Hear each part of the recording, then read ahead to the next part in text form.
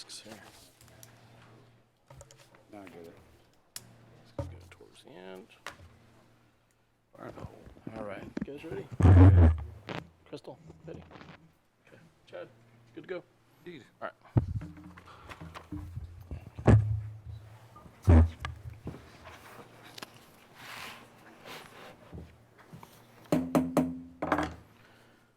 Good evening and welcome to the regular meeting of the Villa Park City Council. I hereby call the meeting to order. Steve, will you please call the roll? Councilman Colacott? Here. Councilman Miles? Here. Councilman Zimmerman? Here. Mayor Pro Tem Pitts? Here. Mayor Rossini? Here. All present. We have no closed session to report out of, so we'll go ahead and skip that. Pledge of Allegiance. Councilmember Zimmerman, would you lead us, please? You would all please rise. Join us in the Pledge of Allegiance. Hand over your heart. We begin. I pledge allegiance to the flag of the United States of America and to the republic for which it stands, one nation, under God, indivisible, with liberty and justice for all. Thank you.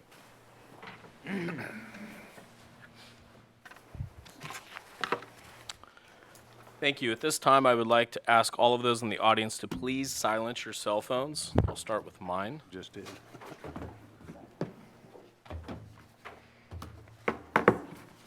The Villa Park City Council and staff welcome you to this meeting. We encourage your participation.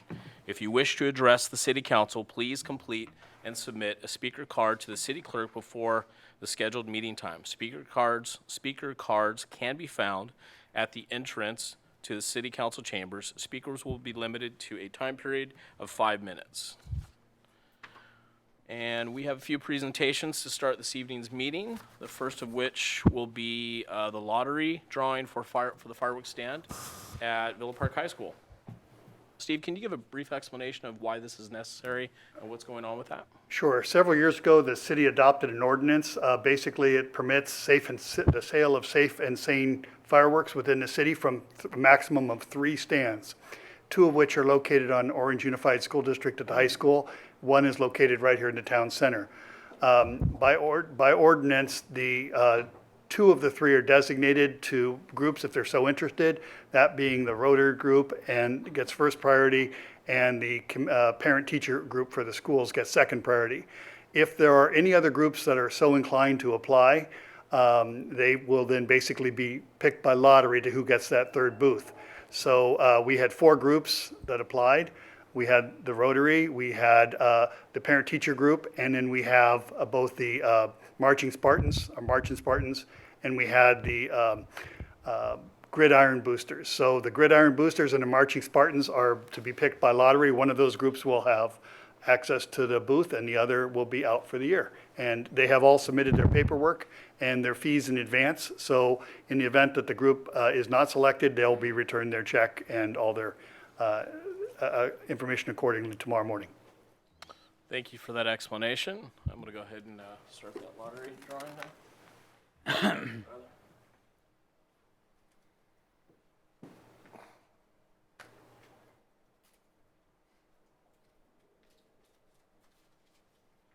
winner is Red Iron Booster Club. Okay, so we'll notify them accordingly.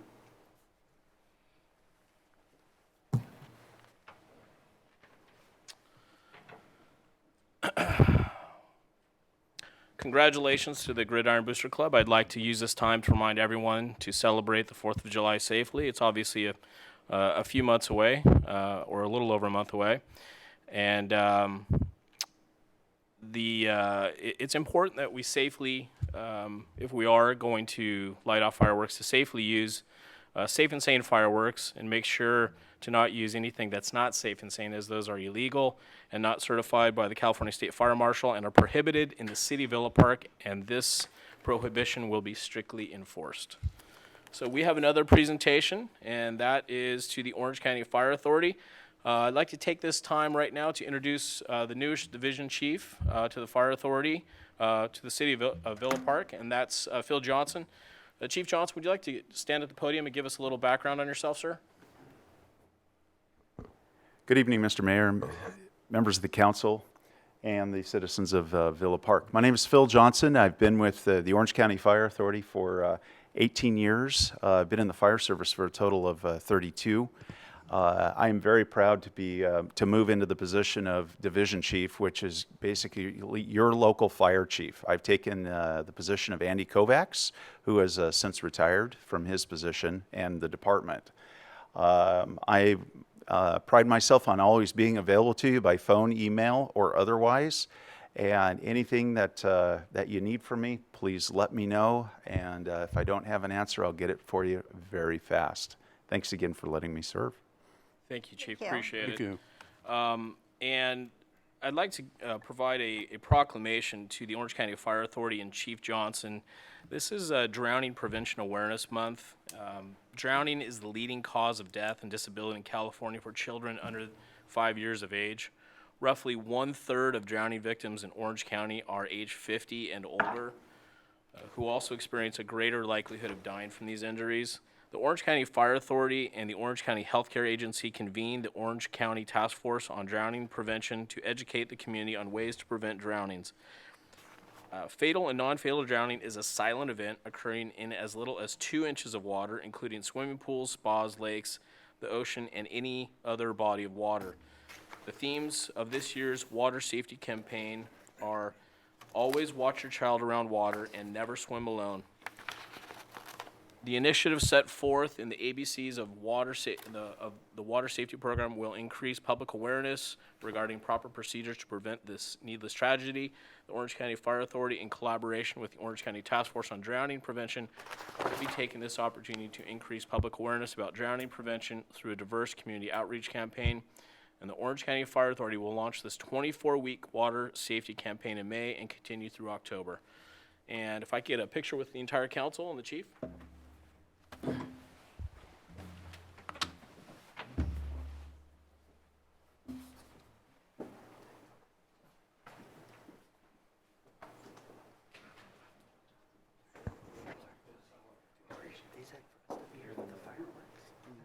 You announced the gridiron? Yes. Is there anything we need to do tonight? I'm sure, yeah. Thank you very much. All right, 1, 2, 3. One more.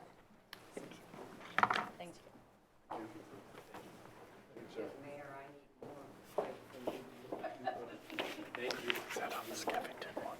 No. It's on their property that she wants us to stop work on.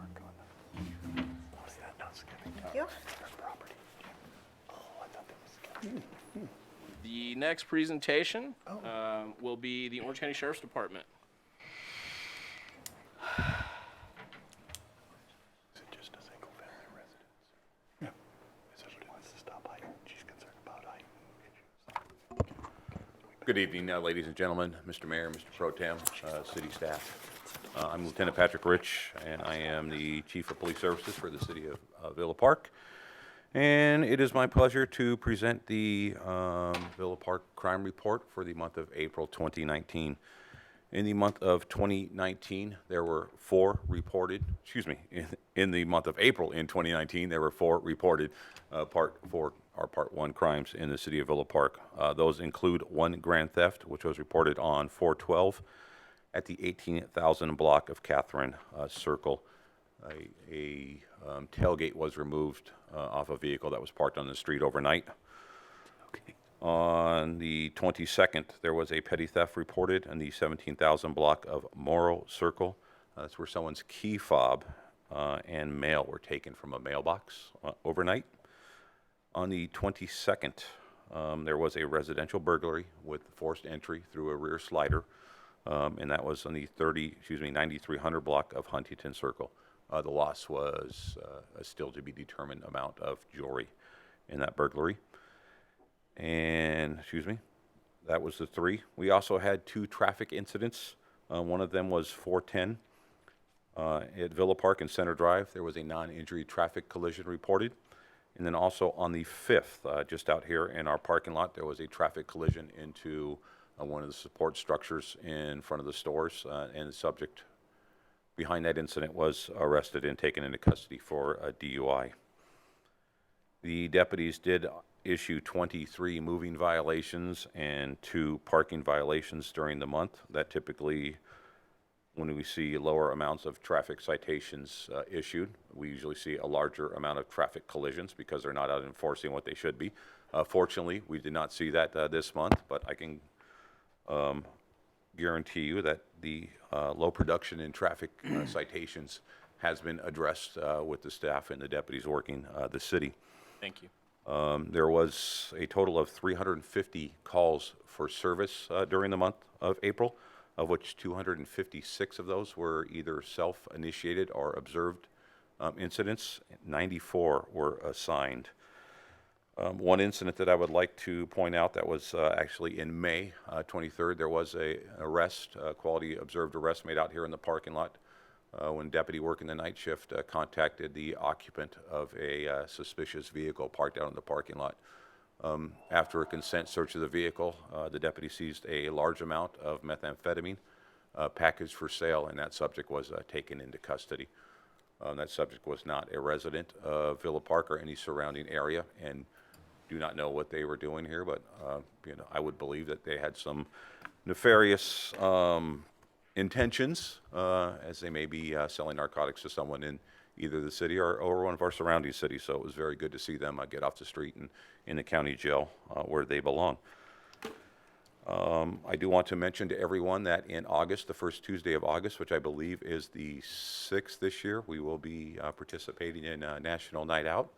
And this year, National Night Out will be paired with a crime prevention presentation also through the city, that the city and some vendors through the homeowners associations and the Neighborhood Watch will be participating in. That's all I have to report on, and I would be more than happy to answer any questions that anyone would have. Sure. The residential burglary, Yes, sir. was that forced entry or did they leave a door unlocked? That was a forced entry. It was a shattered rear slider. Okay. Any other questions? Just real quick, can you just give me an idea of the difference between the 350 calls you said 256 were Observed or self-initiated. So we track if there's a call for service. If someone calls in and asks the sheriff's department to respond to an incident or to make a report, then I would put that down as an assigned call. The 256 are either deputy initiated or observed. So if the deputies are driving around and they see something that doesn't look right, they stop a car to check them out, or someone walking down the street, or they see something that they believe may be involved in criminal activity, or if just a welfare check, if they stop to check on someone, then that is logged, and that's a call for service, but it's logged as an observed call. Okay. It's something that the deputies initiated and kind of shows the amount of proactive police work that they're engaged in. Okay, thank you. You're very welcome, ma'am. Excellent work, by the way. Thank you very much. Thank you, We sir. appreciate it. Thank Any you, other sir. questions? Thank you. Thank you very much. Next is Orange County Fire Authority. Chief, if you have anything to add?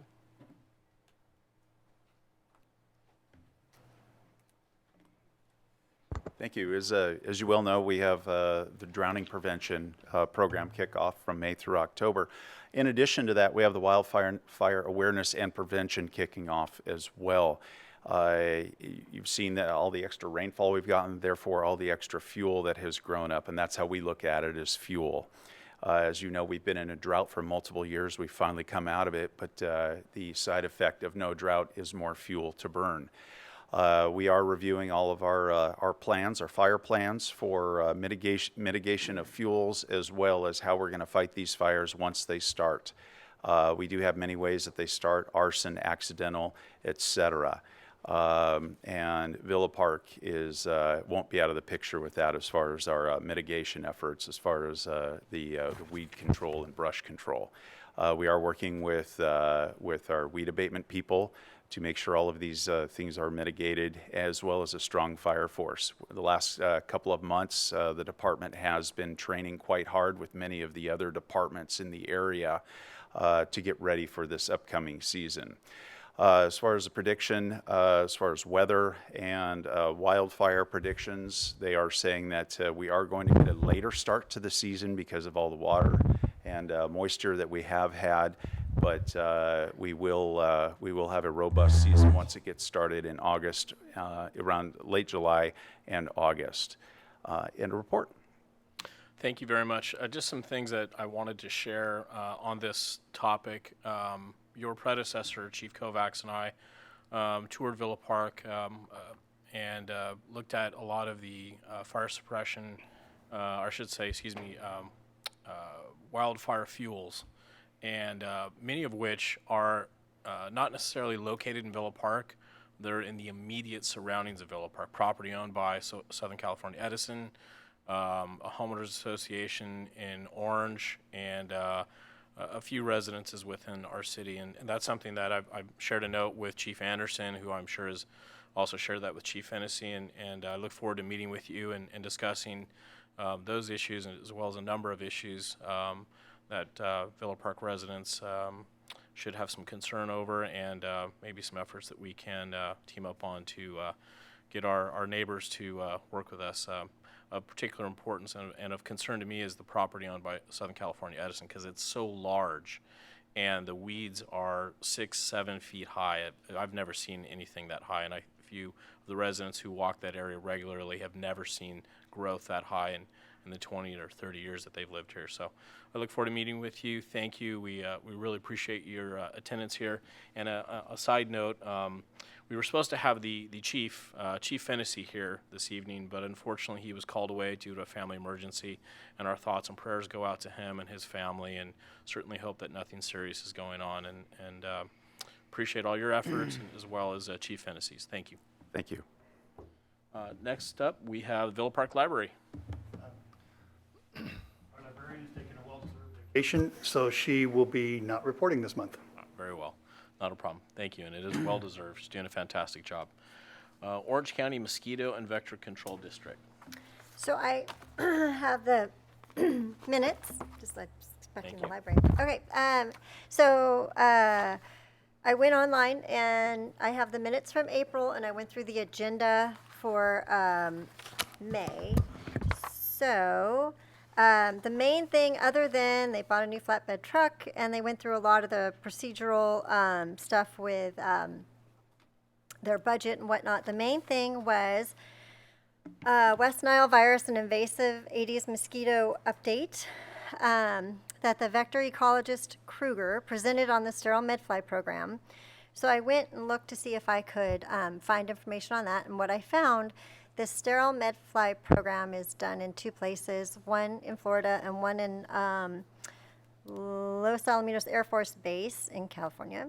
And what they do, and what they're hoping is that they're going to be starting the program, is that they release these sterile males into the environment in hopes that the females will mate with the sterile males, and therefore the populations will decrease that way.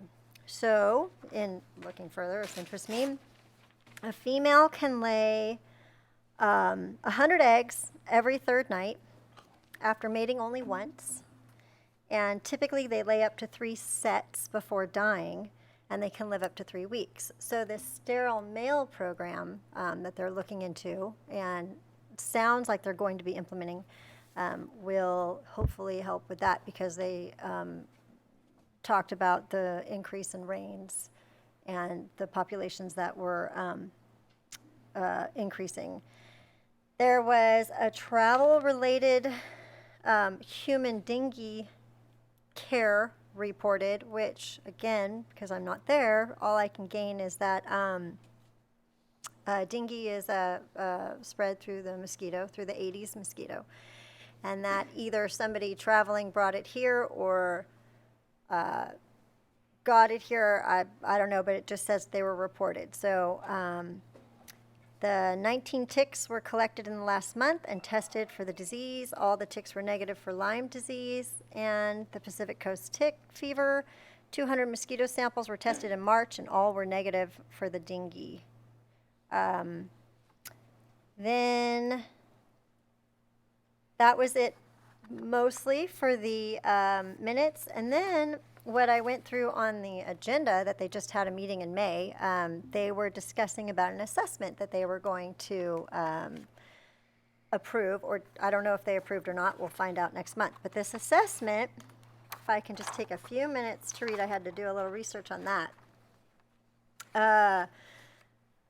The Orange County Mosquito and Vector Control District is a public health agency dedicated to providing all properties in Orange County with vector control and disease surveillance services.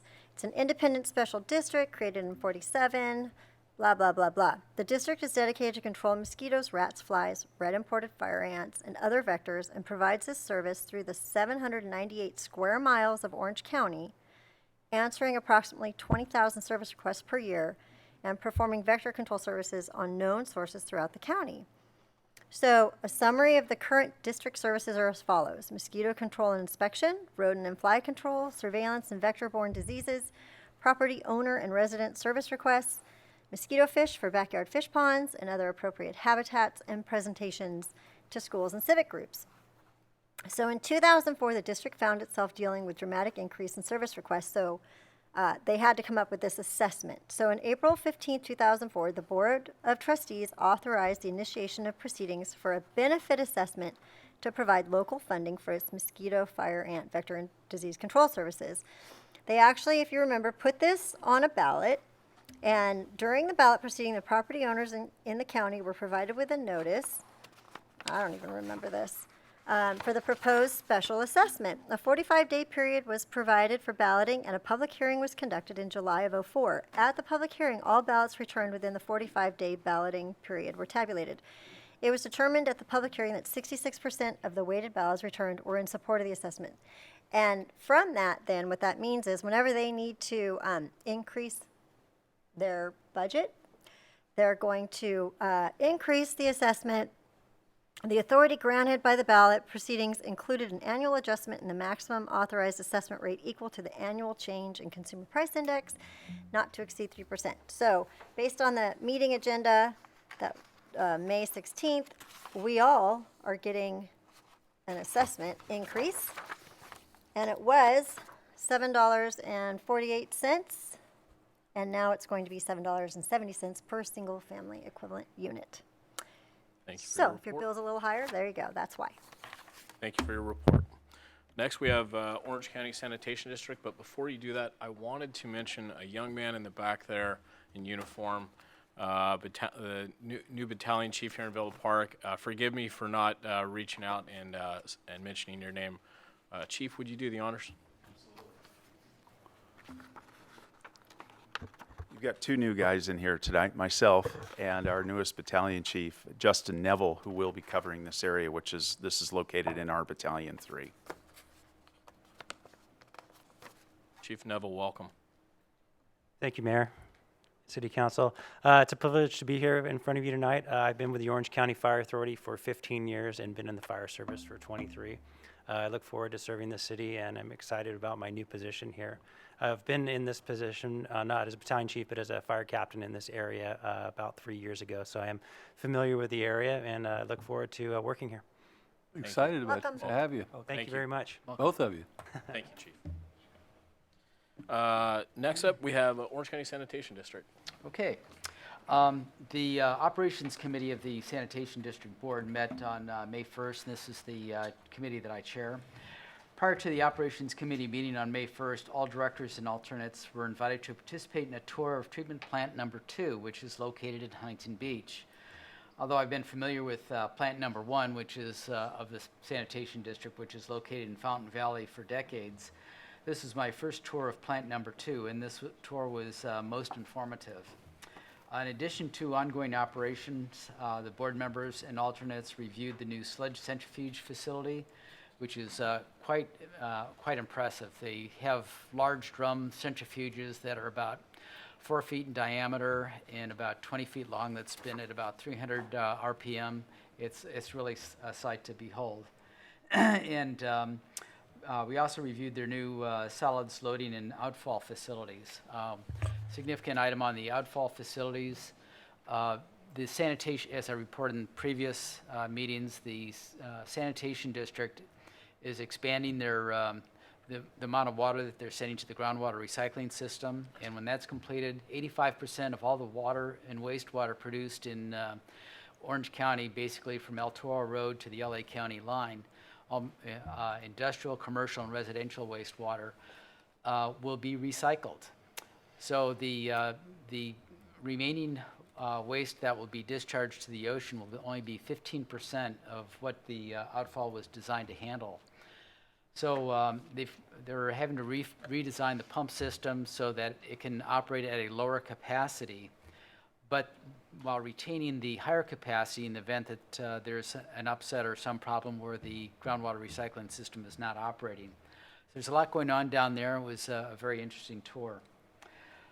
The Operations Committee discussed and approved recommendations to the Board of Directors, including a cost-sharing agreement with the City of Anaheim related to rehabilitation of the Orange Western Subsewer Trunk Line rehabilitation, agreement for the assessment and overhaul of the Treatment Plant Number 2 Central Steam Turbine rehabilitation, and establishment of purchase orders for purchase of bulk amounts of ferric chloride for odor control in the sewage collection system. The first order of business at the May 22nd board meeting was the election of a chairman and vice chairman for the fiscal 2019-2020 period. I nominated Stanton Mayor Dave Shaver to continue as chairman, and Irvine Ranch Water District Director John Withers was also nominated to continue as vice chairman, and both were reelected unanimously by the board. The board has, the tenor of the board has changed quite significantly over the past 6 months or so since Chairman Shaver was elected to the chairmanship position. We're getting a lot more involvement in discussion of the board members, and we've got a lot of business ahead of us, so that's a good sign. All recommendations by the Operations Committee were also approved unanimously by the board. And finally, in closed session, the board reviewed items dealing with labor negotiations and existing litigation. That's my report. Thank you. Next up, we have Orange County Fire Authority, and that will be my report. It was a very, very busy month at the Fire Authority. During this reporting period, I had 3 meetings, 2 regular meetings, as well as 1 human resources meeting. As vice chair of that committee, it's an honor to serve there, and I'd like to give a brief report on that. The April 25th regular meeting was a relatively light agenda. A majority of the time was spent in closed session, dealing with labor issues, as well as a performance review of Chief Fennessy. During the open session, we had reports from the chief on Canyon Fire 2 and other issues facing the Fire Authority. We had reports from our Budget and Finance Chair, and despite a little bit of the economic slowdown going on in Orange County, the Fire Authority is doing quite well. We covered amendments to the personnel and salary resolution, and we approved a budget adjustment for the City of Garden Grove startup costs. For those of you that may not have heard or may not have been in attendance at prior meetings, the City of Garden Grove has chosen to join the Fire Authority and contract out, which in my opinion is a very wise move, and it makes the Fire Authority in and of itself a much more cohesive Fire Authority and emergency services operation in northwest Orange County. There was an award of a public works contract for work at Fire Station 42 in Lake Forest, and we approved a new lease for Fire Station 11, Emerald Bay. Let's see here, Human Resources Committee meeting. We focused on, this was on May 7th, third-party workers' compensation administration, executive recruitment to replace the Human Resources Director, Bridget Gibb. We lost to, I believe, Cal Optima, correct me if I'm wrong, and truly a significant loss. She's a very, very bright, gifted lady. And City of Garden Grove transition employment update and closed session matters, mostly to do with disciplinary issues. The other regular meeting that we had was on May 23rd. That meeting was dominated by discussions about Chief Hennessy's performance review and the approval of the 2019-2020 budget. Rough numbers, approximately $430,700,000 in revenue and $407,200,000 in expenses for rough numbers. If you would like greater detail, please let me know, and I'd be happy to take those offline or point you in the right direction if I can't answer those. And that's all I have for the Fire Authority. Anything further to add, Chief? Nope. Orange County Library Advisory Board. That's me. So Orange County Library Advisory Board met on May 16th. It's budget time. I know we reviewed budget here. They also reviewed their budget. It's about a $60 million budget for the Orange County Library system. I got to start off by saying thank you to both Steve Franks and to Mayor Pro Tem Pitts. I can't remember which one of you gave me the brief run through about how things worked there, but it was very helpful to go in. There were several other new council members who didn't understand how the budgeting system worked and some of the peculiarities in particular about the set aside that Irvine has to build a new library.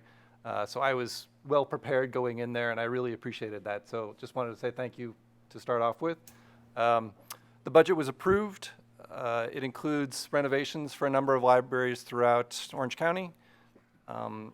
There are some details if anybody's interested, but what I was most interested to find is that there's a cycling of which libraries get money, and they try to make sure that all of the libraries around Orange County kind of achieve the same level of appearance and decorum and functionality, so that we share library books among all of the libraries around Orange County, but each library, whether they're in a more wealthy, prominent area or whether they're in a less prominent area, all need to serve their community and serve it well. So they were all very well done, and the money gets split out and shared very evenly, and so that's something that goes to everybody.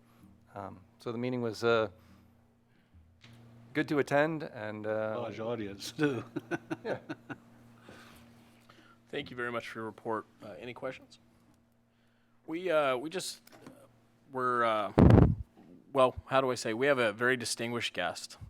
The district, Orange County Board of Supervisors, 3rd District Representative, Honorable Don Wagner is in the audience, and I'd like to have him come up here and introduce himself and say a few nice things. Well, Mr. Mayor, thank you very much for the opportunity to kind of jump into the middle of your agenda. I did want to take just a second to come by, and I sort of feel a little funny introducing myself since I have had the opportunity to meet and work with most of you, and thank you for that opportunity. And I also did have the opportunity several years ago to represent Villa Park when I was in the state legislature. But I'm wearing a different hat now, and I did want to make sure that I came by, paid my respects, and had the opportunity to say to the entire council, and indeed to the entire city of Villa Park, that the 3rd District Supervisor's Office stands ready to be of assistance with our shared constituents, and they are very much our shared constituents. To the extent there are issues, with the county especially, but to the extent you need us to intercede around the county with different agencies, with some of our state legislators, please feel free to contact me, contact my office. We have one of my dear friends and now an assistant to me, I'm sure all of you know Pat Buttress, is here interacting with the city of Villa Park in terms of our office. And so please don't hesitate to let me know, to let Pat know, to let anyone in the office know what we can do to again, represent and service our shared constituents. Wonderful community. I did have the opportunity to represent it before. I can't wait to do it again. So, Mr. Mayor and council members, thank you for the opportunity to come here, say a few words, and please, to everybody in Villa Park, never hesitate to contact us if we can do anything to help you. So with that, thank you. If anybody has any questions about any of the issues that are facing the county and as they impact Villa Park, let me know. But seeing silence up there, We'll be Mr. taking you up on Collicott? that offer. Yes. Yes. All We right. appreciate your service. Thank you so much for doing it. The pleasure is mine. You all know what a wonderful community this is and how great it is to serve. I look forward to meeting with you, and we really appreciate everything that you've done for the community in the past and working together in the future. And thank you have- for your leadership. I think we have a meeting coming up. We do. On the We do. calendar. Anyway, all right. Well, thank you all very much. Thank you. Take care. Good night. Next up, we have City Schools Advisory. That's me again.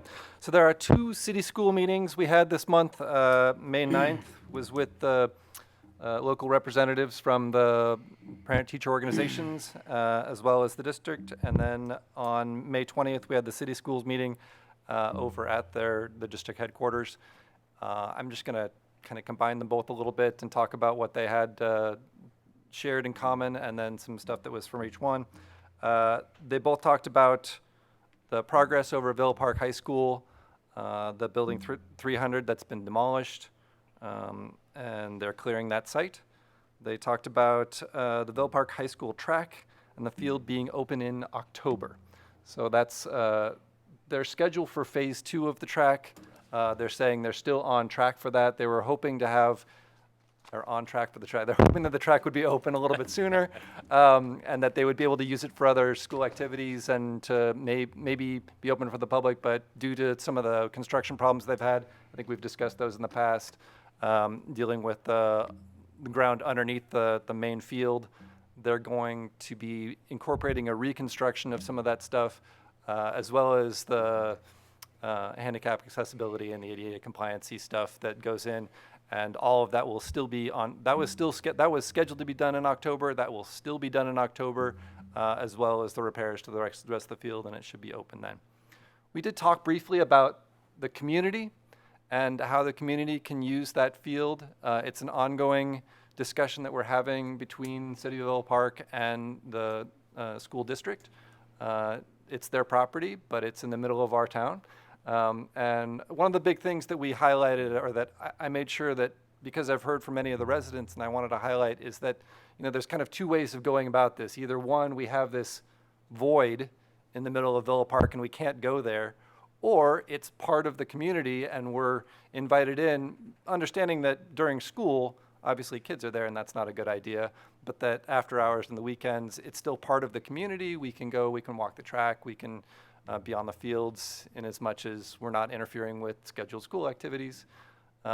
And I think that's well received. There was some back and forth discussion about that, and we'll continue to make sure that that's a priority, and that all of the schools in our community are part of our town, and that we're able to use them, and that we care for them and they care for us, and hope that works out.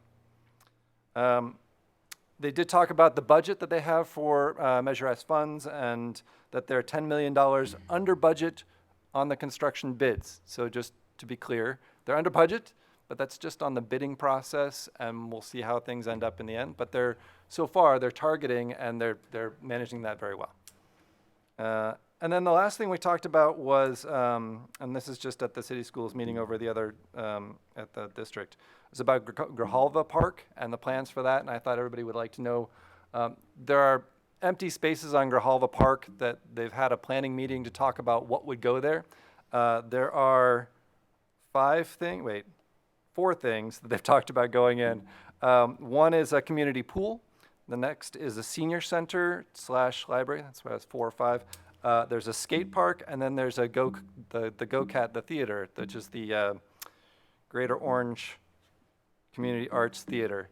And so those are the structures that are planned for that space, for the empty spaces there. They'll continue to review those and look at getting funding and how they're going to be able to proceed on that. But I actually do have a map and some kind of sketches that I'll share with you guys, but maybe not right now. That's what I have for city school. Sorry, that was a little... Thank you very much. Appreciate it. Not at all. I don't think it was long. I think it was informative. Community development. There's no meeting in May. Friends of the Villa Park Library. Okay, so Friends of the Villa Park Library met on May 2nd. I wasn't able to attend this, but I did review the minutes and talk to a couple of members there about that. I wanted to highlight the summer reading list again. I know Shauna was in here last month and we talked about that briefly, but everybody should check that out. That sounds very cool. They also talked about the 3D printer. They're getting new patterns June 8th. And make keychains, and they've got some funding for more material for the filament there. And then kind of a highlight for Villa Park in particular. On May 13th, we have a local resident, Bob Cannell, who is one of our distinguished citizens. And his book, The Hindsight Project, was made part of the library system. So that went into our libraries May 13th. So that's my Friends of the Library report. Thank you very much. Infrastructure Management Advisory. The Infrastructure Management Advisory Committee met at 7:30 in the morning on May 22nd. All the members of the Infrastructure Management Advisory Committee are professional engineers, and so they take care of this meeting and contribute to the city before they run off to work. Anyway, the key items discussed at our meeting included an update on the street rehabilitation project, pavement management, and budget recommendations. And the chairman of the committee, Leah Cabrera, will be presenting recommendations at the June 4th council budget session. And one item, last item. The last meeting, I'd asked our city engineer if he could identify how many miles of our streets have been rehabilitated since he became city engineer in 2011. And during that approximately 9-year period, we've had 9.03 miles of our 70 miles of streets in the city rehabilitated, which puts us on a pace of about once every 85 to 86 years would we be touching the street in front of your house. So that's something for us to be thinking about as we go forward in our budgeting process.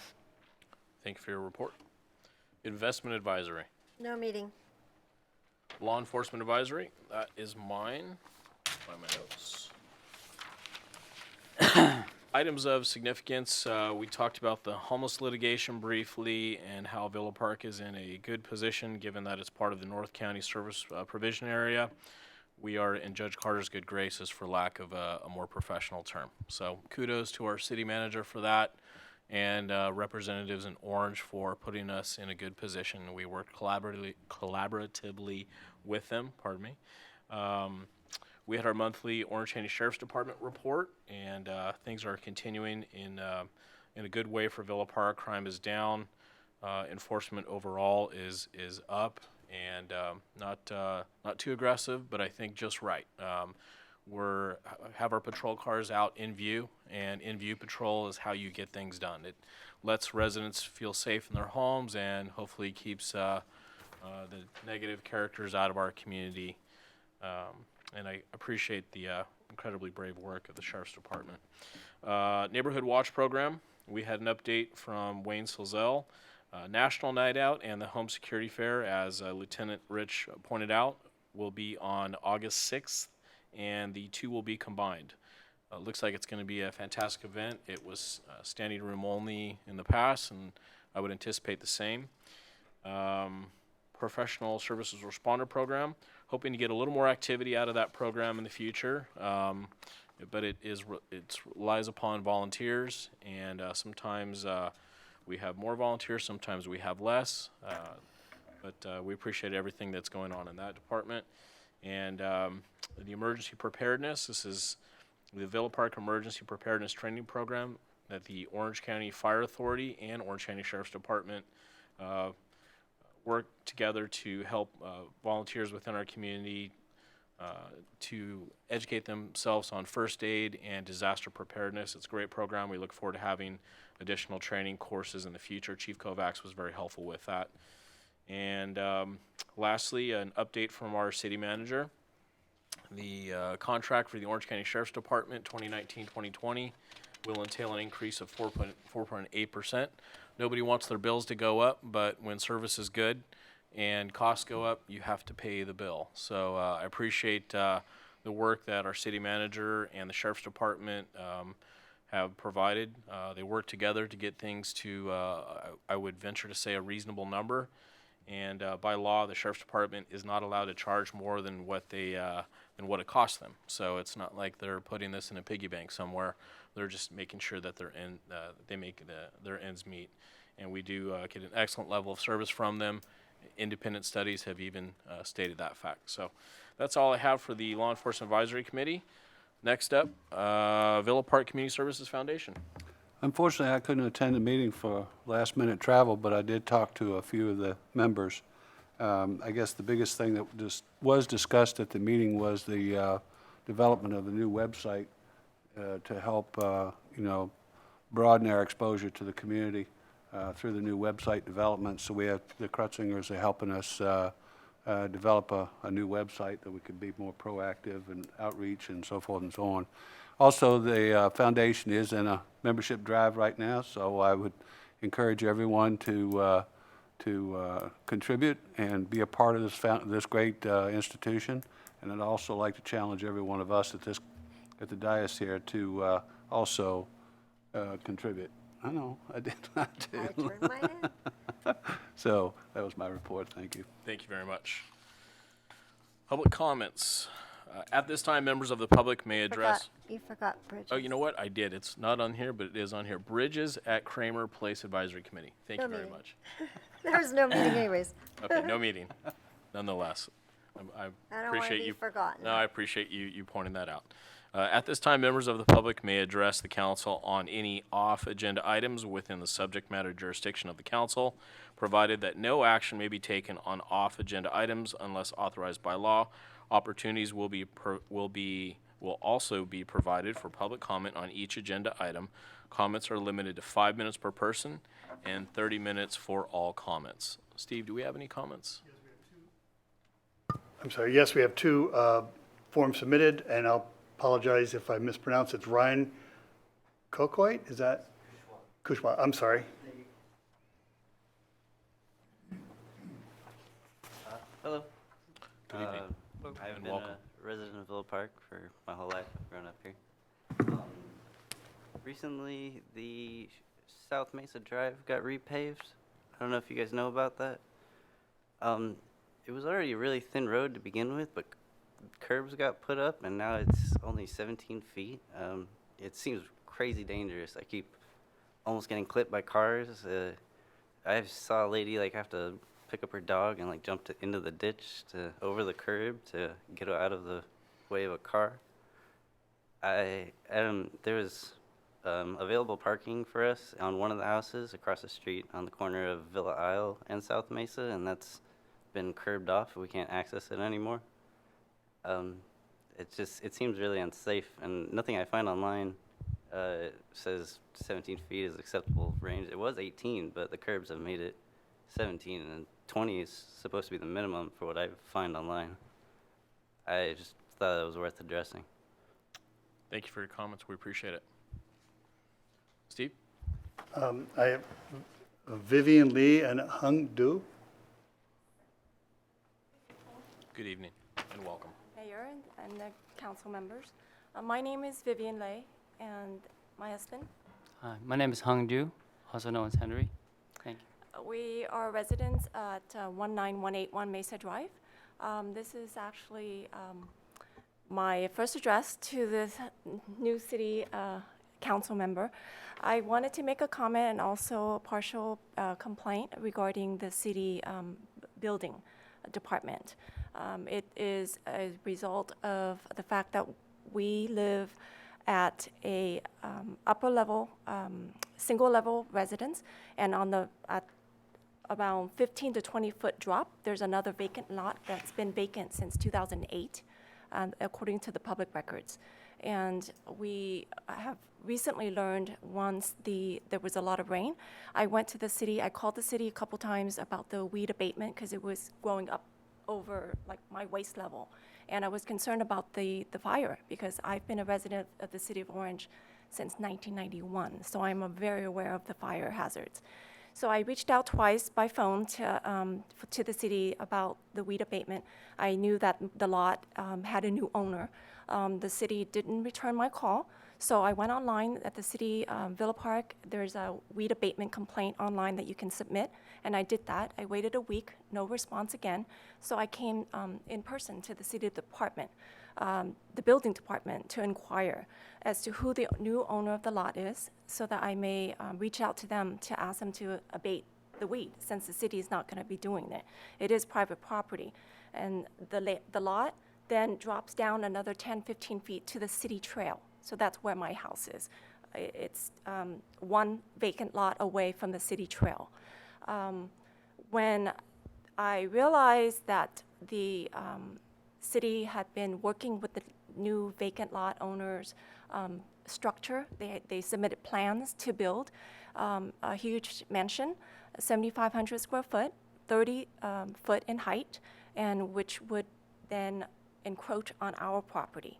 I know that as a fact when I went to see Ray, the city planner. He was kind enough on one of my stops. I've been to the city counter for probably 5 times between April and May of this year in order to find out where the city is with respect to that new city, the plans that have been submitted that would affect our property rights. I know that as the plans have been submitted, they would definitely encroach on our property because there's a fence that's existing, and it's been in existence since we purchased the property in 2016. The new vacant owners are, they own it since 2018, so shortly, just 2 years after us. When I've been having issues with the city not being open and transparent and treating each of the residents with fairness, equal fairness, and accountability. I say that because I would have to, that's my timer for my 5 minutes, but I just wanted to let the city know that I feel the city has its own agenda to push forward the new owners' plans to build and their huge structure that would encroach on my property rights, and they're leaving us in the dark and giving me the runaround. Every time I call in, I've been at the city probably 4 to 5 times, like I said, and each time, oh, you know, you can't see the plans because the engineer's not there, the city planner's not there, or some other excuse. Aren't these site building plans public record? Let me go ahead and- especially if it affects adjoining property owners like myself?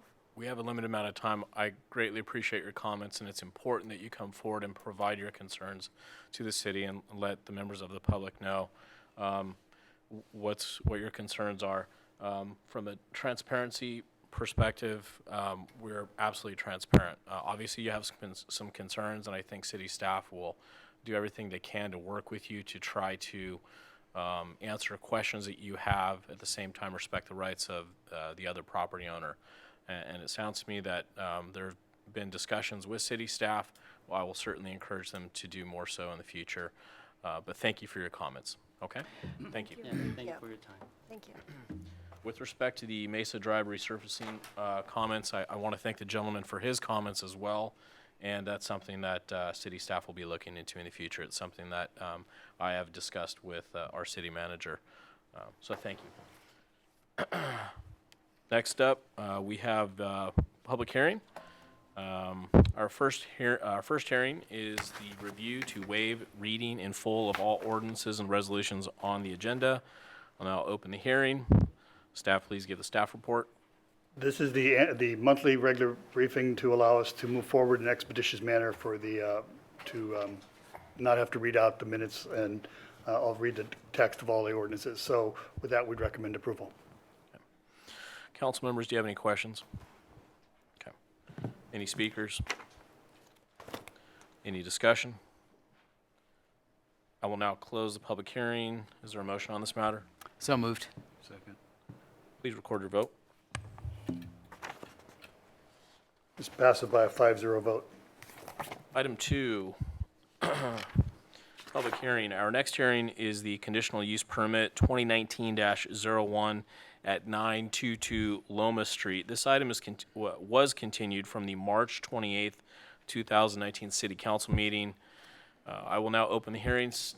Steve, would you please give the staff report? This is, as you say, the follow-up to the meeting the original meeting was held in March for the city council. It was a conditional use permit. At that time, the council asked the applicants to return to look at their plans and work with their neighbors and to see if there might be some sort of resolution.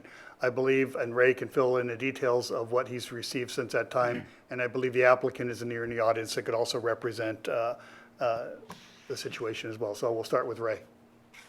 Mayor and members of the City Council, excuse me. As a quick recap, the conditional use permit before you is a request to exceed the maximum allowable of 4 garage spaces and to exceed the maximum allowable height for garage doors.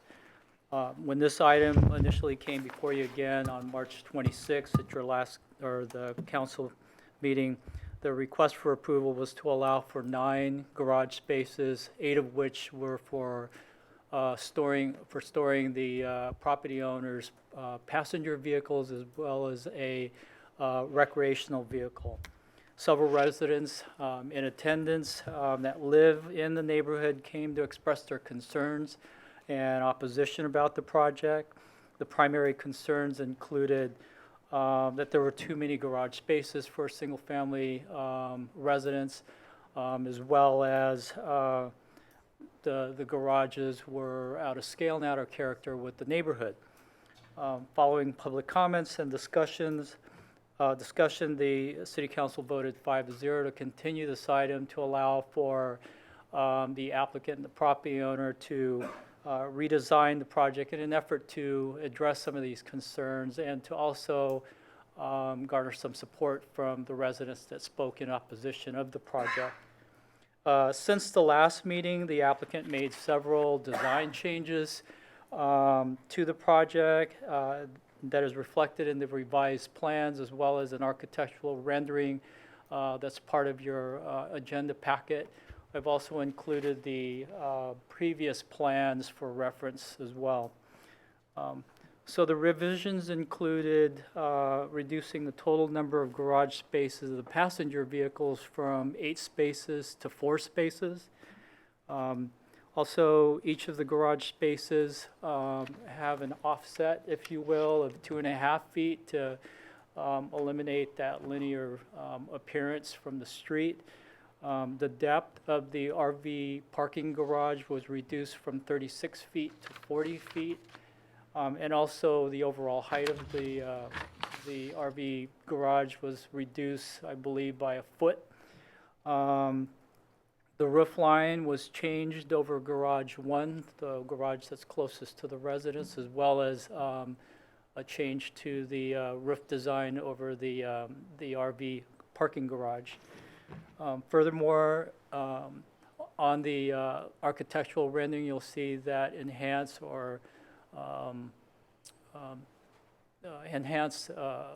stones were included as part of the bottom parts of the garage, as well as the residence, to again add street appeal and interest to the structure. The applicant presented the redesign projects to pretty much all of the residents that came and spoke about the project, and all but one no longer opposes the project. The residents that have not responded was afforded, I believe, some images of the redesign project. And to date, I don't believe the applicant has received any response for or against the project. As Steve mentioned, the applicant is here this evening to respond to any questions, and of course, I'm available to answer any questions you may have. That concludes my report. Council members. Thank you. Thank you, Ray.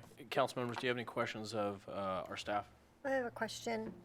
Looking at the report on analysis, when it talks about the zoning ordinance section, and then it says code requirement, and it says proposed. So my question is, I guess it's section 23-6.7A12. It says parking per unit, the code says 2, but then it says proposed is 9. Is that proposed supposed to be the one prior to them revising it, or is that 9 now? Because if that 9 is now, then how do they get 9 if they're saying they're only going to do a 5-car and 1 RV? That was the previous? The previous one, Yeah. Councilman. Okay. Thanks. Any further questions? There were a number of residents that attended the last hearing on this item, and I got the impression that they were quite concerned about the proposal. And I know the proponent has described that he's had contacts and had certain responses from the people. Has the city staff made any direct contacts with any of these, the residents that attended the last meeting? No, sir. Okay. Did we were originally supposed to have reheard this item a month ago. And that's what at the previous hearing, we said, well, we'll revisit this again next month, but it's been 2 months. Did we notice the people that were in attendance that this was being continued to tonight? The only announcement we made was at the April council meeting that it was going to be continued. Okay. I believe I believe- Steve made that announcement that it was, that the applicant had requested that it be continued to this meeting. Okay. So unless they checked our website and follow our website closely, they would, most of those residents would not be aware that we're hearing this tonight. Right, I believe at the April city council meeting, the one individual that attended the city council meeting was Carol Gilbert, who lives across the street from this project. And she was the only one that was not aware that it was continued to this meeting. Do you have anything further? I'm not sure we can assume that they are or are not aware. I just know that we have publicly noticed it, and there was discussion at the original meeting when this matter was continued about giving them an additional period of time. So I appreciate your comments on that. Do we have any further questions for the applicants? Or, excuse me, of staff? I'd like to invite the applicants up, Mr. Beinlich, the Sarkarias, if they'd like to discuss the project and what kind of, to answer the council members' comments, what kind of, how do I put it, communication they've had from the opponents and the neighbors. Yeah, so thanks for letting us come back. So I went, we redesigned the plans, as Ray has mentioned, and we did a color rendering because I think it shows better how this project's actually going to look in its final form. And I personally went out to all of the residents that were opposed to it in that immediate area, and I talked to all of them, and they all voiced they all said they were no longer opposed once they saw the redesigned project. So the only one I haven't heard back from was Steve Yolen, and he was too busy to meet with me, so I didn't show him the plans in person, but I texted him pictures, and I haven't heard back from him. Okay. And how long ago was that you communicated with them or attempted to I did this May 12th. Attachment? May 8th. want to put it out there for the... Yeah, May 8th. I spoke to Carol Gilbert. I actually saw a new neighbor on Valley, Tracy Mancini. On May 11th, I spoke with Bill Walsh. On May 11th, I spoke with Randy Toole. And on May 12th, I spoke to Steve Yolen. Okay. Thank you. Thank you for the timeline on that. Okay. Anything else? I don't have anything further. Does anyone in the audience want to speak on this?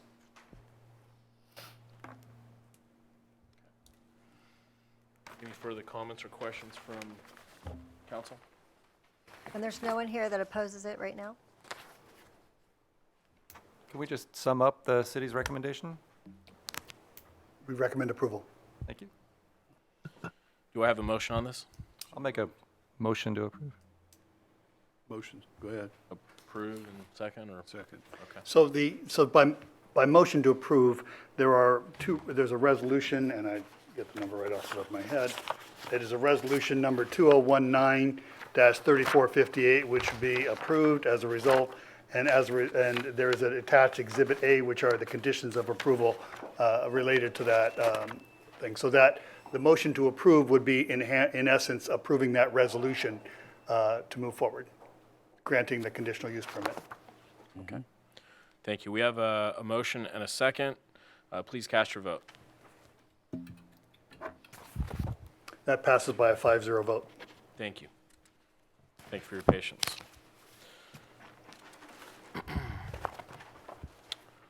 Next item is going to be a public hearing. Our next hearing is the second and final reading of code amendments to section 23-6.7, property development standards, residential zones, and section 23-6.8, performance/standards, residential zones of the Villa Park Municipal Code to amend the requirement for a conditional use permit for garage doors that are 8 feet in height or more, and add minimum design guidelines for garage doors in the residential zones within the city. Steve. You'll recall that the recommendation of, or direction of Councilman Colacott, we moved forward and addressed the ordinance having to do with the height, and he was rightly to note that a lot of these have been approved, and basically the standard door heights have changed, and so this allows 8 foot 1 inch and below to move forward, and anything above that would still require a conditional use permit, correct? So this is a second reading. It was previously approved by the City Council on April 23rd. This would be the second and final approval of the ordinance, and should it be approved tonight, it would go into effect 30 days from adoption tonight. We would recommend approval. All right. Council members, do you have any questions of staff? Is there anyone that wants to speak at this hearing?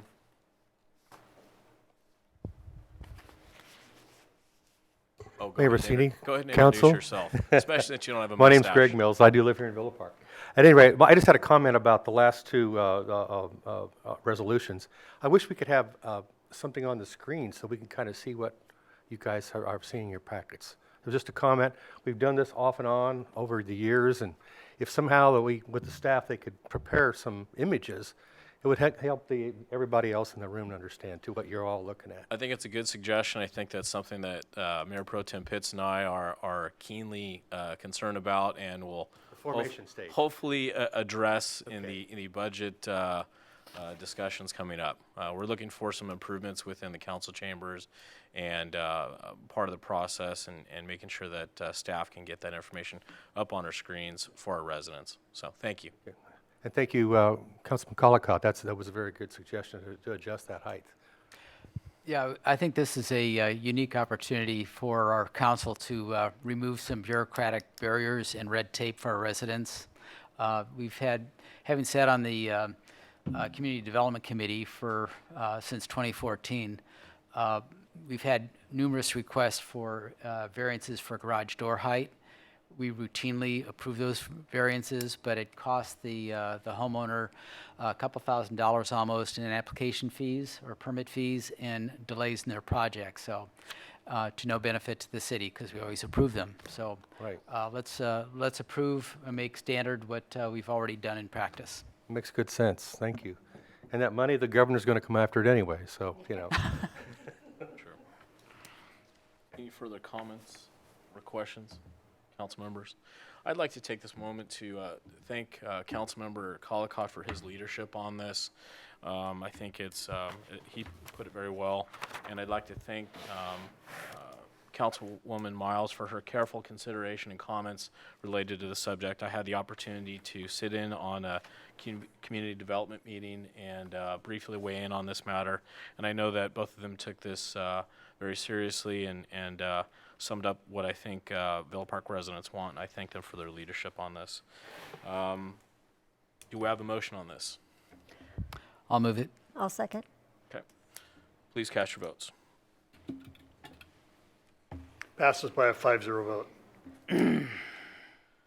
Next, we have the consent calendar, items 4 through 10. Now we will consider our consent calendar. All items on the consent calendar are considered routine and are usually enacted by one motion approving the recommended action listed on the agenda. Any member of the City Council, staff, or the public may request an item be removed from the consent calendar for discussion or separate action. Council members, are there any items you would like to remove from the consent calendar?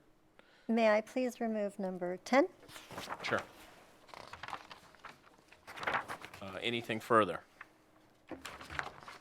Do I have a motion to approve the balance of the remainder? I'll make a motion. I'll second. Please cast your vote. That passes by a 5-0 vote. Thank you. Item 10, out-of-area travel authorization submitted on behalf of Councilman Colacott. Steve, if you would give the recommendation. Item number 10 is the out-of-area travel authorization, as you indicated, submitted on behalf of Councilman Colacott. You recall in April, the City Council adopted the actual payment reimbursement policy for travel and meeting expenses, and that policy specifically required traveling out of the area. Basically, the area being defined as anything out of Southern California, requires specific approval of the City Council.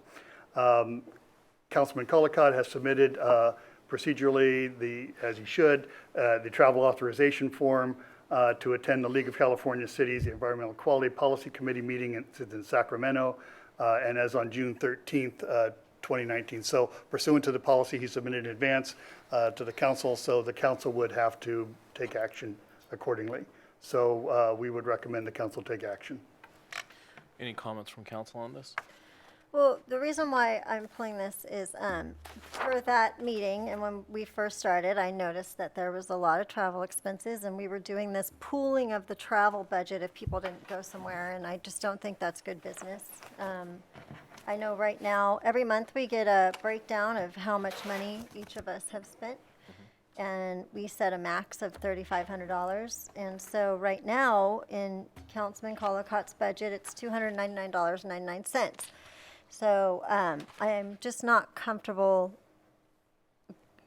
allowing him to go out of budget for a trip up north that I don't know if there's any benefit to Villa Park.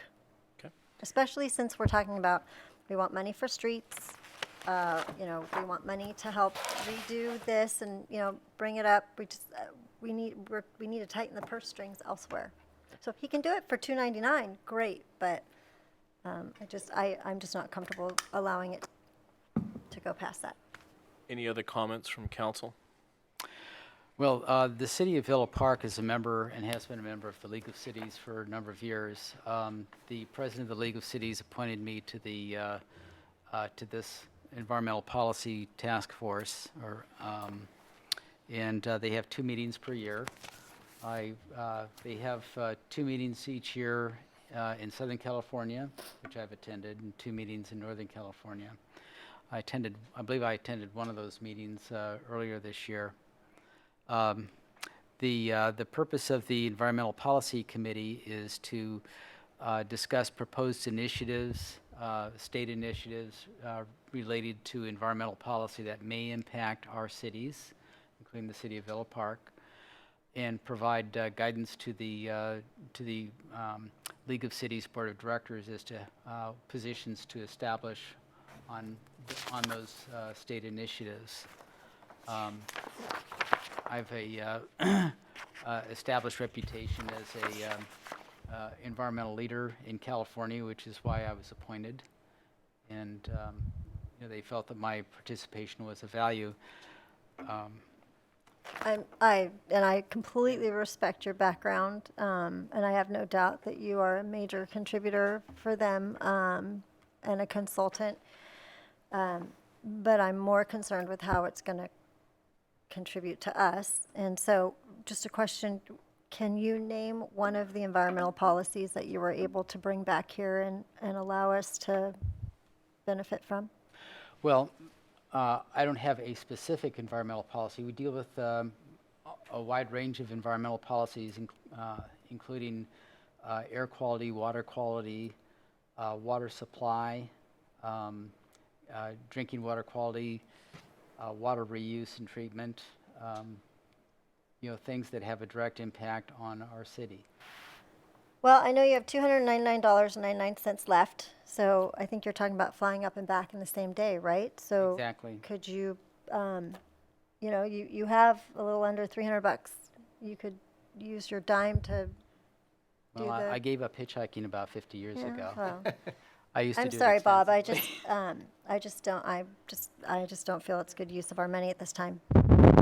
Do we have any other comments on council, any questions on council? If not, I'd like to open this to the public, see if they have any comments on this. Hearing none. I have a couple of questions. What do you feel the cost of this trip is? What's this trip going to cost? A plane ticket up and back, and lunch is provided, and you know, parking at the airport. Is it less than $299 or more than? No, I think a plane ticket up to Sacramento and back is more than $299. Okay. I mean, it's. Do we have any input from staff on the projected cost? I don't know off the top of my head exactly. It would depend on a lot of the circumstances when using, but I'm guessing in the range of $500 airfare, $500 to $600 when you include. I'm guessing taxi. It's hard to say, but not $299. That would be very. I agree with the councilman that you probably couldn't do it in $299. Can I ask an additional question? By all means. Bob, you said you attended several other meetings here in Southern California. What's different about this one that would lend you to bring something back to us that will benefit this community? Well, the recommendations of the committee are from the committee, not, we don't have the opportunity to come back to the city, present, and get our input, and then go back.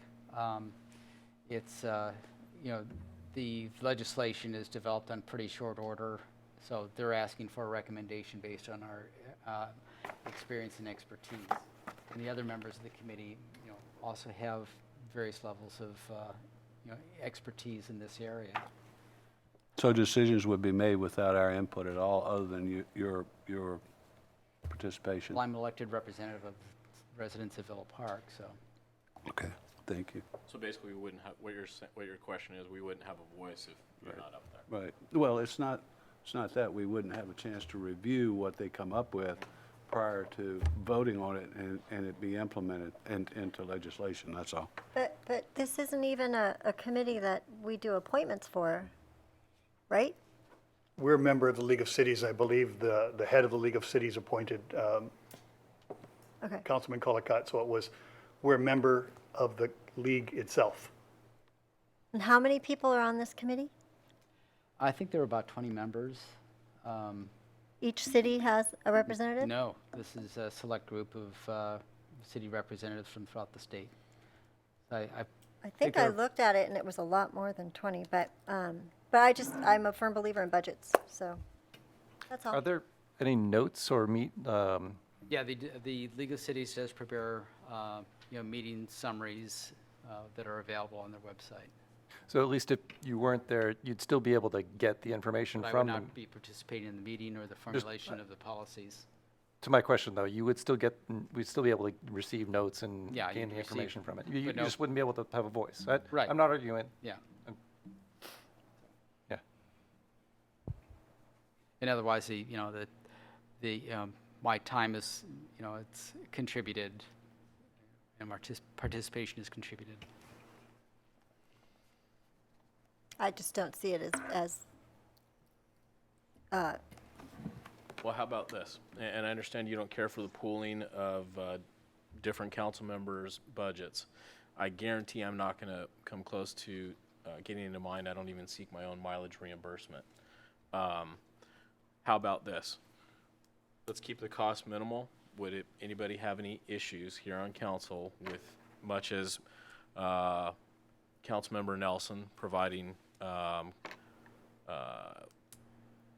monies out of his budget to then, I believe it was Mayor, correct me if I'm wrong, Deanna Fasanelli at the time. Would anybody have any issues with me doing that so that he could travel? Because I feel that it is a valuable level of participation and it is a reasonably select group, and I think it's important for our city.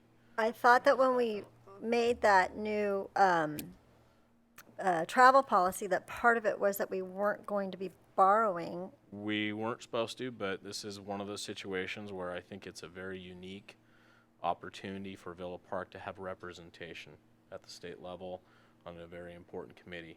I don't agree. I think we stay Okay. within budget. And just because we have the money Trying to get a little compromise here, that's all. doesn't mean that we use it. Well, and I would be willing to compromise if I felt like this was going to benefit the residents. I don't see it as benefiting the residents. It's just my stance.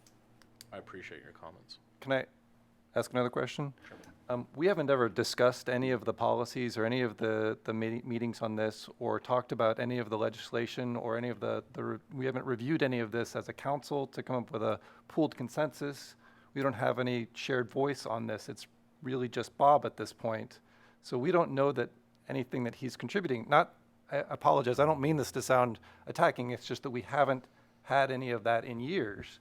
So I guess I'm not sure, how do we differentiate the thing that we decide as a council with you as a voice versus the stuff that's just you doing on your own and contributing your own opinion? And aren't the things that we're all sharing, aren't those the things that we pay for as a city, and the things that you do on your own, those are yours? Well, I would be filing a trip report after the meeting. At this point, I don't know what's going to be discussed at that meeting. The agenda has not come out. I did describe the array of different types of environmental policy type issues that this group deals with. And they're all issues that, affect our city. I'm an elected representative, as are you, of the city council, and I was appointed by the league as a member of the city of Villa Park, which is a member of the League of Cities.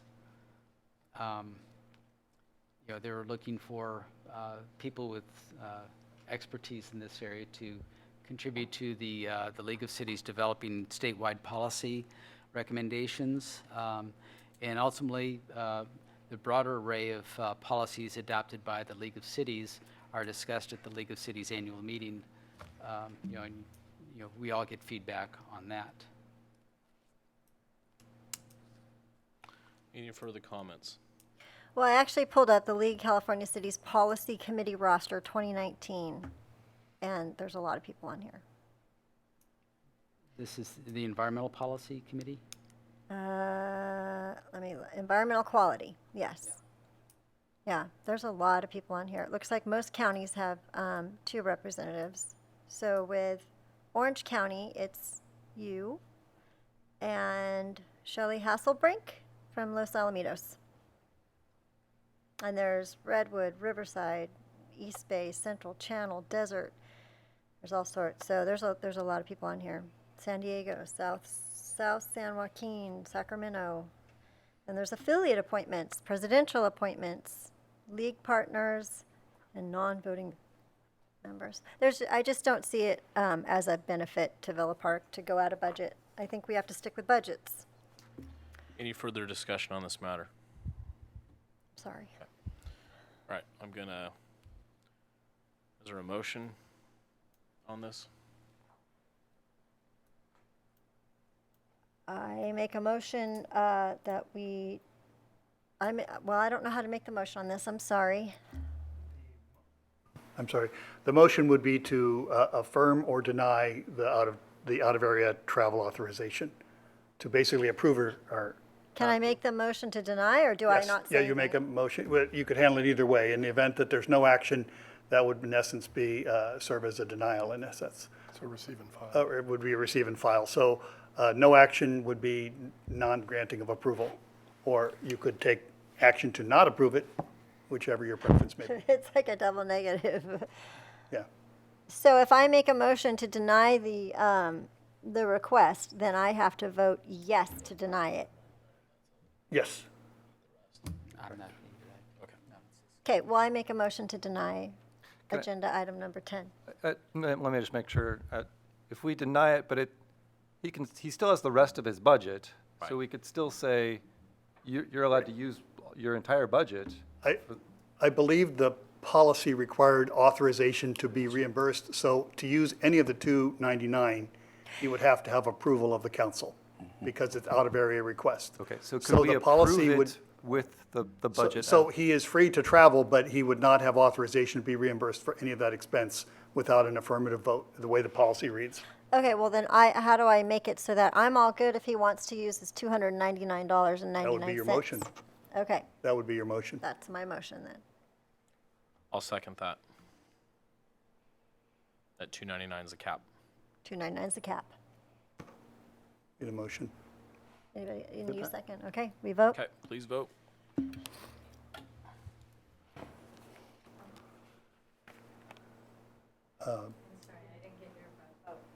Me? We didn't get Robbie's. Yours? Yeah, it's not him. I saw him press it. It's the machine. Can we redo that? You probably hit the thing too. Might have. can revote. Why don't we revote? Let's go ahead Just and revote. Clear and If you could revote, so, reset that, please. so if you go ahead and vote.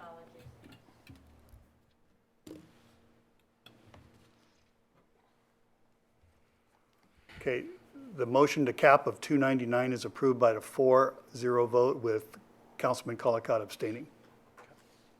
So the authorization is 299.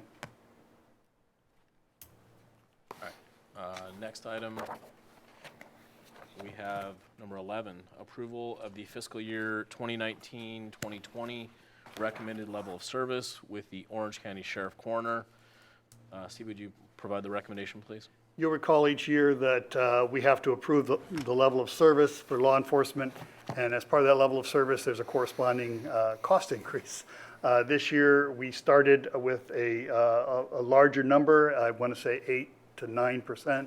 After considerable discussion with the sheriff's contract people and the lieutenant in haggling and arm wrestling, I think I won some, lost some, but bottom line, we were able to move down to the base level of service increases by 5.33%, but when you include specialized services, it drops to 4.8%, like you previously mentioned, Mayor.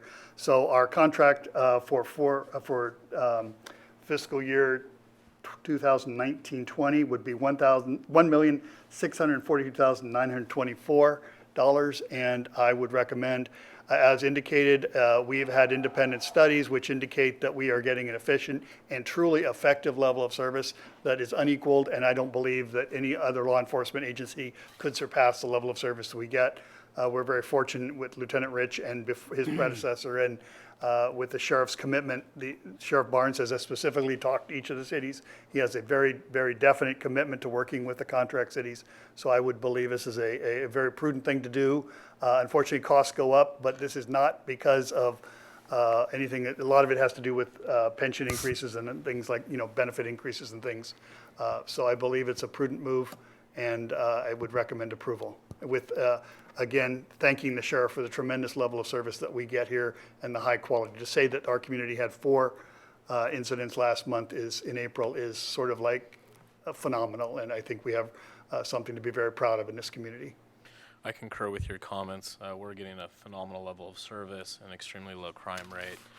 Where other cities are seeing an unprecedented level of increase in crime due to poor legislation out of Sacramento, and unfortunate societal trends, the opposite is true in Villa Park. Your deputies are courageous, they're active, they're out there in the public, and you're holding them accountable when they're not, which is very infrequent. So I thank you for that. Those are my comments on the matter. I'd like to open it up to council on this. Anything? No comments. Public? No comments. All right, bring it back to council. No further comments. I'd like to move this item. I'll second. Okay. Please vote. That passes by a 5-0 vote. And I would just ask the lieutenant to express our appreciation to the sheriff himself on this for the services. Thank you. Thank you, sir. Thank you. Thank you. Item 12 under new business, City of Orange Planning Commission hearing on the Trails at Santiago Creek project submitted on behalf of Mayor Rossini and Councilman Collicott. Steve. You'll recall that in February of 2018, the City of Orange published an initial draft environmental impact report on the trails at Santiago Creek, which is, for most people, it would be the Sully Miller property down there southeast of Villa Park. We submitted a report on comments in March to that EIR with a number of comments. We gave that to the City of Orange. In November, the City of Orange published a recirculated draft EIR, which includes revisions based on comments, and we subsequently, on December, we submitted a revised set of comments based on that. On June 17th, the Orange Planning Commission is holding a hearing on the project in their city council chambers. Prior to this meeting during the month of May, the developer and his agent approached both Mayor Rossini and myself and asked to speak to us regarding our concerns to get some detail and some discussion going. I have since been contacted by we expressed them, and our concerns were reiterated, those that are set forth in the letter, both letters that we had submitted.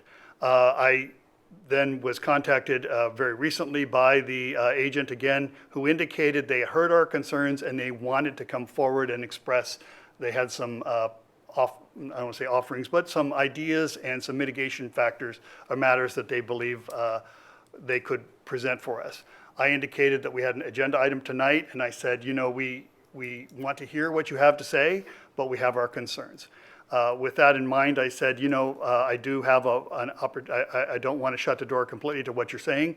So it would be, we sort of talked it through, and it would be my recommendation that we continue this item this week until our special meeting next week. So I afforded him sort of a deadline, if you will, to say, if you're going to come forward with something, let us know. We have a special meeting scheduled for June 4th, which I believe is June 4th, next Tuesday, which would allow us time to still have action in time, but the council then could fully address this issue in advance of that meeting. So I would recommend that we, at this point, continue the item, unless there's somebody from the public would like to speak, obviously would let them speak.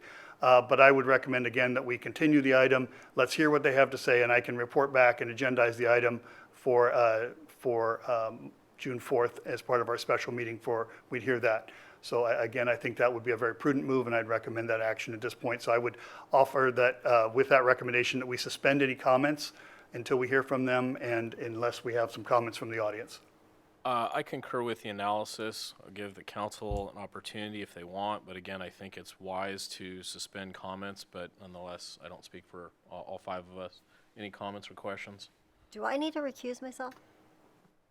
Yeah, we talked about this earlier out of an abundance of caution before we start participating, because of your relationship with, your Business relationship. Oh, that was yeah. Thanks, Todd. Exactly. Business turn off the affiliation. mics, turn off the TV. Comedy shows in town. You will recuse yourself because of your business relationship with Solar North. All right. With no further comments from council, I'd like to open this up for public comment. Seeing none, hearing none, I'd like to bring this back to council, and unless there's any further comment, I'd like to make a motion that we continue this matter until such time that it's more appropriate to deal with this. Second. Okay. Go ahead and cast your vote, please. It's very encouraging to hear that there's movement. This passes by a 4-0 vote with the one recusal. So we're done. So if you want to grab. All right. Next on the agenda, after we get Councilwoman Miles back in here. Such an embarrassing moment. Yes.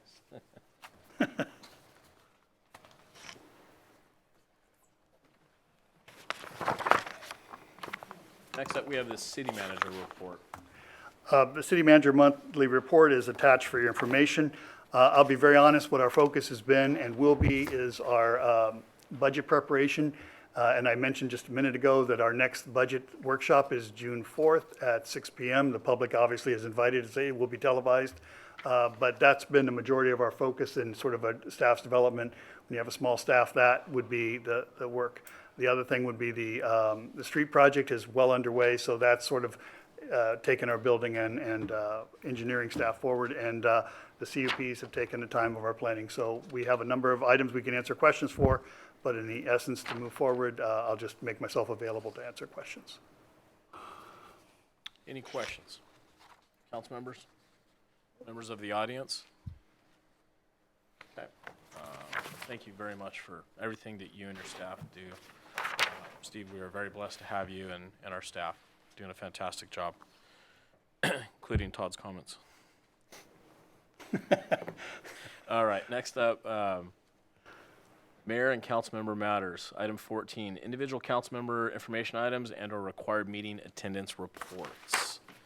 How about we start with this nice lady over here? Okay, the only thing I have is, as I mentioned, at the April meeting, I was traveling to Washington, D.C. to my son's 8th grade class, and so I had contacted the Intergovernmental Affairs Office of the White House to see about some grant funding, and I went a couple days early on my own dime. Went a couple days early to meet with 3 of the Intergovernmental Affairs Office for the Department of Transportation and got some information about specific grants and the 30-page application that we get to fill out. They were quite nice. They were very accommodating. They did ask me to recognize that very few first-time applicants get awarded any money. And I replied with how many of those first-time applicants actually show up at your doorstep. And they said, point taken. So I had forwarded everything to Steve, and I know he's looked at it, and I've looked at it. And honestly, I don't know if we'll get to it this year, but it's the same application and same deadline, which is the end of July.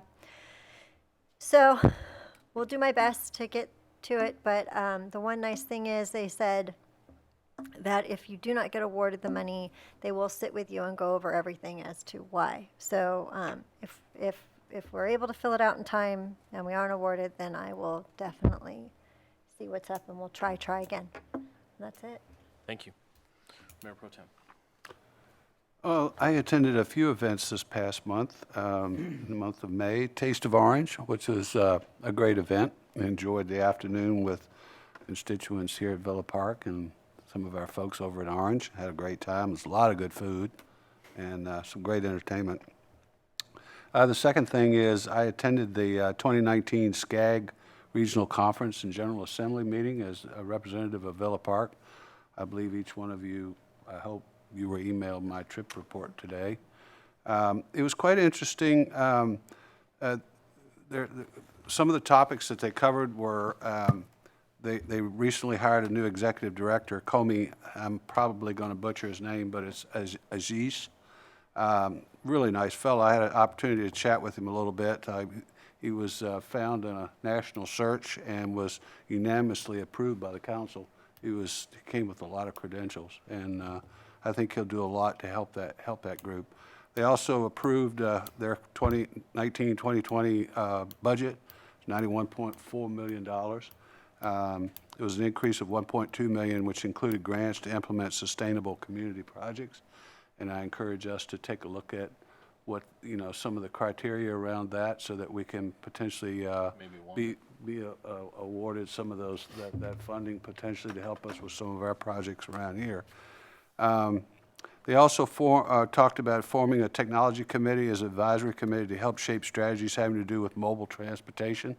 Most of the meeting was spent talking about how do we get folks from the Inland Empire and beyond into this area to work every day and not continue to clog up our highways. So there's all kinds of discussions around mass transit, even talking about things like autonomous vehicles, buses and things like that. So the other thing that I learned in this conference is we as a city have to start looking forward, which we do from time to time, about how are we going to regulate things like robots walking down the street. We have bike paths today, we have car paths, but we don't have robot paths. Many of the cities right now are plagued with the bike rental and scooter rental. I heard representatives from some of our cities here in the LA area that are just, they're just pulling their hair out with, the things that are happening as a result of those companies coming in. But I did hear a lot of good things about, mobile transportation and what's being looked at and that kind of stuff, and wouldn't mind participating in the technology piece of it. But the rest of it, I did sit in on one of the workshops in the afternoon. Is our infrastructure ready for the new normal? Is it resilient to climate change? Is it, threats should not only include normal climate change, but issues such as seismic and so forth. There were three well-respected engineers sitting on the panel and basically said, some of the strategies that we've deployed here, looking at the 125-year floods and things of that nature, what does that look like for us? What are the risks associated with us? And, what is our potential path forward to mitigate the risk? But they did say best-in-class approach includes prioritization of our efforts. Planning, financial, and implementation cannot be undertaken all at once, that we must take it in steps and take it as we can afford it in our budgets and so forth. So that was their, best-in-class approach to things like infrastructure and things of that nature. So, and anything else? I also brought back a book of the brochure that highlighted the entire meeting, and I'll leave that with Steve in case you all want to take a look at it. But I appreciate it. Oh, and last but not least, I did meet with the group. I think Councilwoman Fasenelli brought this up last year. There was an issue with HLB virus for our citrus trees, potentially, and Steve and I are going to work to put a lot of this on the feeder and also on our website. Things like making sure that the trees are watered once, twice, 3 times a week, depending on age, applying fertilizer, inspecting the trees. They will, if you write them, they will send inspectors out to actually look at the trees and make sure they're okay. Just keep in mind, if one of them gets infected, you could lose the entire crop. So just be mindful of that, but there are organizations that can help you with, with the assessments and so forth and so on. So I'll make all this available to the city. That's it. Thank you very much. Thank you for your attendance at the conference and your reports. Councilmember Nothing to Alcott. report. Councilman Zimmerman. I have 2 things that I think were kind of fun this month. The first was on May 18th. We had a Eagle Court of Honor for Troop 850, which is the Villa Park Boy Scouts. I know we've seen them in around town doing their honor guard or doing projects for our community. It's amazing that we have 3 Eagle Scouts in 1 year. Our Troop 850 does a fantastic job making sure that all the boys, it's self-led. I mean, all the boys do this themselves. They're really focused on making sure that they do this for each other, and they take responsibility. It's truly amazing. I'll name the 3 scouts: Sam Boxeth, Alex Nguyen, and Marty Piero. I think that's 121 Eagle Scouts for Villa Park Troop 850. It's phenomenal. So that was May 18th. And then I also wanted to highlight May 25th and 26th. Villa Park High School put on The Lion King. And having the high school put on a show and being able to go see that, and the kids did a fantastic job. Ronnie Hankey is the teacher over there who led that. They were truly amazing, and I really loved being able to go over and go see that. It was really fun and so well done. So I just wanted to highlight the event and, make sure if we see these in the future, encourage our community to support the high school and putting on that theater program. And someone's daughter did an amazing job on the stage, too. We saw her. Thank you. Couple things to report here. It was a pretty busy month. Attended 8 different meetings or events, and it was really an honor and a pleasure to attend those on behalf of our residents and as a resident. Orange County Fire Authority on April 25th, as I previously mentioned, attended the regular meeting on April 26th. I attended a breakfast with Mayor Tara Campbell, City of Yorba Linda, and the civilian aide to the Secretary of the Army, Bridget Blem, I believe it is, and other Army representatives to build, and the whole goal is to build stronger relationships within our communities with members of the armed services, and in particular, in this case, the United States Army. I mentioned the fact that we adopted a unit most recently and that the Rotary is actively involved, and I suggested to them that they get more involved with our schools, and they have contact information for not just the high school, but I think it's important at even a younger age to show the value of opportunities to serve our country and to gain discipline and potentially even help offset the cost of education. And they took those comments quite well. On April 29th, I attended the LEAC meeting, as I previously reported on. May 3rd, Steve Franks and I met with Mayor Mark Murphy, City of Orange. It was a very, very nice meeting, very cordial. It was a wonderful opportunity to share ideas and try to come up with some solutions to mutually troubling issues that all mayors and city managers face. In particular, we discussed the Meats Avenue issue that I was requested discuss, and hopefully we'll see some positive results in the future on that. On May 7th, I attended the Orange County Fire Authority Human Resources Committee meeting. And May 11th, I attended the Villa Park Car Show benefiting the Marching Spartans and our students at Villa Park High School. It was a great event. My son was able to help provide present the Mayor's Award to, I believe it was the Figueroa family. They had a beautiful version, replica of a Shelby Cobra that we both took a liking to. I want to thank everybody for showing up. The hardest thing is to try to find a car to pick, because you want to pick 5 or 10. But it was a great event. I would encourage everybody to go next year.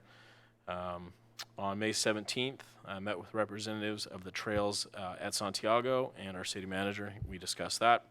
And on May 23rd, I attended the regular meeting of the Orange County Fire Authority. I think we're very blessed to live in the city. I want to thank each and every one of you for attending the meetings that you went to, the members of the public for coming out and sharing your thoughts, and staff for doing what you do. Be safe and look after your neighbors. Thank you. That's all I have on that. And do I have a motion for adjournment? So moved. Second. We are adjourned. Thank you. Thank you. 8:20. Nice. All right, 8:20. I tried. You did great. Much appreciated. Very much appreciated. My day started at 4:30 this morning.